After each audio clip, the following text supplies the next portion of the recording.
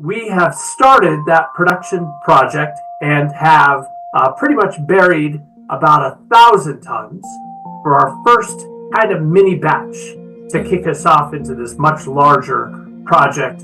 And to a large extent, that project was funded by Four Corners Carbon Coalition. And I don't think it would have happened without that grant, because mainly when we had to start working on it, there weren't that many signals as to whether there's going to be demand or interest in any of these things. And that early signal sort of showed the rest of the world, number one, but more importantly showed us that there was real interest in this kind of thing, and it made all the difference.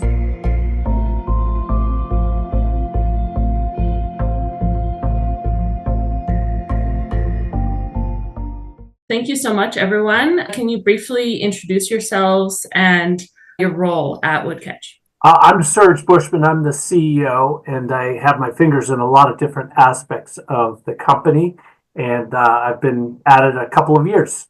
Hi, everybody. My name is Wits Childs, and my official role is CRO, though, like Serge just said, we have fingers in all sorts of different aspects of this business. My name is Amanda Bongiovanni, and I'm probably the newest addition to the team.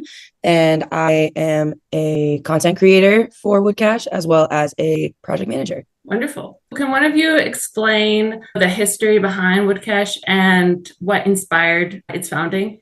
I'll take that one. So about 4 years ago, we saw all sorts of wildfires. We believed that there are better ways to deal with wildfire, both in terms of the destructive capacity that they wield, especially these days when they're mega wildfires, and also better ways to think about the CO2 and other greenhouse gases that get spewed into the air in the event of a wildfire. And we had a variety of discussions and thoughts about how that might play out. And we came up with the idea that maybe it would be worthwhile simply to bury the wood. We found out that other people were already doing that.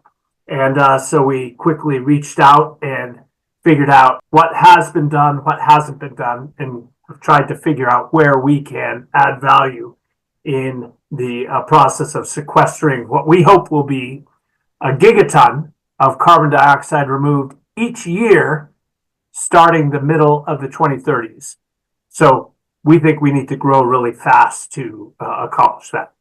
A gigaton would be incredible and really make a difference. Can you explain your solution a little bit and maybe how you're different than, you said some people are already in this space? Sure, I'll try to get to the debate on what we actually call our methodology. What we do is woody biomass storage, woody biomass burial, or the terrestrial storage of biomass. We are following a particular methodology through the Puro.Earth registry, which focuses on taking sustainably sourced biomass. In our case, in the Rocky Mountain West, it's high hazard liability biomass that has a high risk of burning, whether that's through a wildfire or through controlled burns and slash burns. The wood that we take is considered unmerchantable. It's a waste product that has no other purpose other than emitting CO2, whether through that's the natural decay or burning. We take it to a site where we carefully engineer. We look at the geology. We understand that in this methodology, you have to have environments that are cold, dry, and anaerobic, which will slow the decay rate of that material, trapping the carbon within that solid material instead of re-emitting it as a gas. So we take it to these special locations that we've identified. We bury it, and we monitor it through a particular proprietary MRV system that we have developed multiple generations of over the last couple of years. Could you tell me a little bit about the co-benefits of it? So not only that it sequesters carbon, but the other ones you've mentioned, and if any more have developed since you've, pursued these projects. Obviously, wildfire prevention, clearing out dead and waste wood in large forests. In the state of Colorado, we deal with, in our current project, we're dealing with using a lot of wood that is affected by beetle kill, and so things that make the wood unusable in a lot of other industries. I was going to say, I don't want to beat a dead horse, but one of the main co-benefits here is reducing wildfire risk. And while that's one subject, one co-benefit, that actually is like an umbrella term where you initially just think of wildfires as physical burning. But what wildfires really are, and according to a government study, wildfires cost between $400 and $900 billion a year. And a lot of that cost is not just in the physical damage, but it's in things like damage to watershed health. It's to human health, which is $100 billion cost just from wildfire smoke. So when you go there and you're clearing out a forest and you're making sure that ecosystem is healthy, you're reducing things like the wildfire risk, you're increasing the water purity and health, you're increasing air quality. And then we also have all sorts of different benefits that have to do with rural employment, building industries. The timber industry has been in decline for the last century, in the lower US at least. And we're rebuilding that. We're providing great paying jobs to people that are affected by wildfires and the risks that they come with. Yeah, that's great with regard to some co-benefits. It's like natural co-benefits and societal co-benefits. Yeah. And we feel like we're pretty rich in both of those. And one of the things along the lines of what Whit was talking about with regard to societal benefits is, we have a project budget, and we tend to operate in underserved communities, mostly rural communities. And we have a commitment to spend the majority of our funds with small businesses, among employees, doing forestry, engineering, transportation, and excavation, all fiercely local activities. And so we can say that the vast majority of our spend is locally. Could you tell me about the project that has been funded by Four Corners and where that's at and how it's progressed since you've gotten the funding? Or I'll take that. Sweet. We've done 2 projects. We did a pilot project, started about a year and a half ago. About a year later, we were able to collect carbon credits and to sell those carbon credits. And so we were able to fulfill and to prove the full business model for carbon dioxide removal through the woody biomass burial method that we follow. And as a result of that success, we decided we needed to do something much larger. We didn't have all the money to do it. We just knew that we had to do it. And so I applied to the Four Corners Carbon Coalition in order to get funding for that project. And so we started developing a production scale project. Our production scale projects last several years. We deliver between 10 and 20,000 carbon credits a year through that process by burying a slightly less amount of wood, forest residue. And we have started that production project and have pretty much buried about 1,000 tons for our first kind of mini batch to kick us off into this much larger project. And to a large extent, that project was funded by Four Corners Carbon Coalition. So this first batch was funded in part by Four Corners Carbon Coalition, for which we're very grateful. And I don't think it would have happened without that grant, because mainly when we had to start working on it, there weren't that many signals. There still aren't that many signals as to whether there's going to be demand or interest in any of these things. And that early signal sort of showed the rest of the world, number one, but more importantly, showed us that there was real interest in this kind of thing, and it made all the difference. Have you gotten any funding after receiving the Four Corners grant, or has this prepared you for other projects moving forward? About the same time we got the grant from Four Corners Carbon Coalition, we got a kind of a grant through the Department of Energy. It was of a similar size.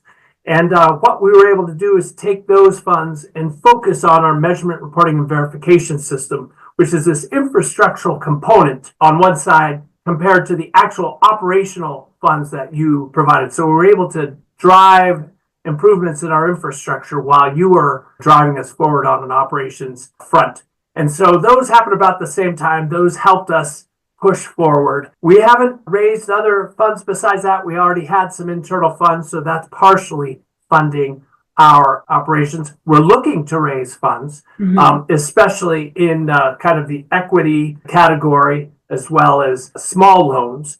And then what we really need to do as we scale and complete this project that Four Corners helped us start is project financing that will actually fund these full batches. And a goal would be to sell those batches in advance. And that would be the funding for the operations. But if that doesn't happen, then we need to raise project financing for these operations. And it sounds like there are some then challenges being faced on the financing side of this.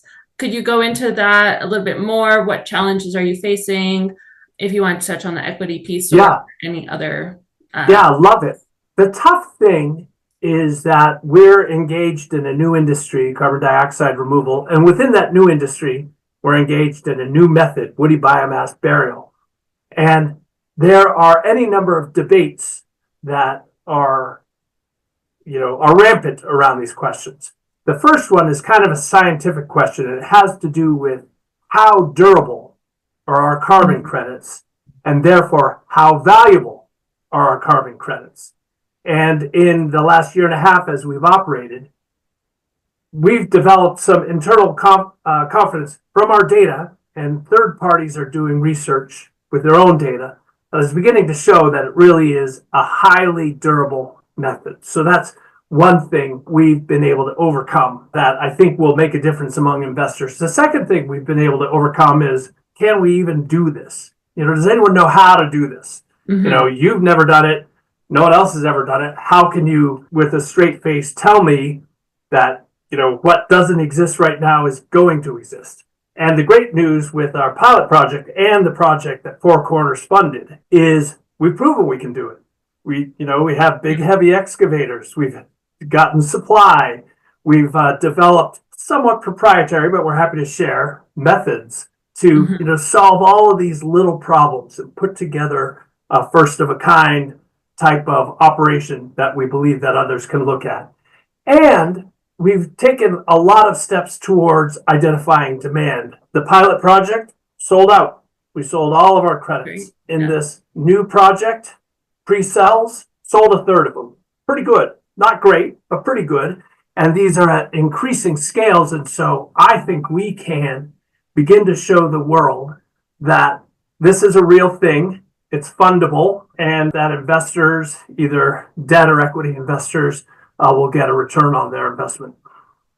Sounds like that it's moving forward and progressing well. Yeah. I'd love to hear about any priorities or initiatives that you'll have moving forward. So right now we're looking at a few different locations to start these large scale projects in. We've got one happening a little bit more south from where our current project is happening in Levita. And then we've got something coming up in Mississippi that we're working on, as well as Arizona.